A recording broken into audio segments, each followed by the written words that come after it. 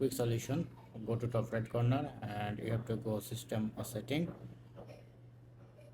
and you can see this kind of interface. You have to press on screensaver, and then press on lock screen setting, and then you can see the option. So yeah, you can see four different options. Turn display off on odd adapter when inactive. So yeah, I am selecting it as never, and start screensaver when I am also set turn display off on battery when inactive.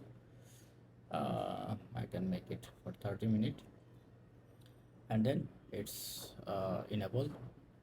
And if you are confirmed, then you can again go to this setting to ensure it's perfectly set or not. It's set.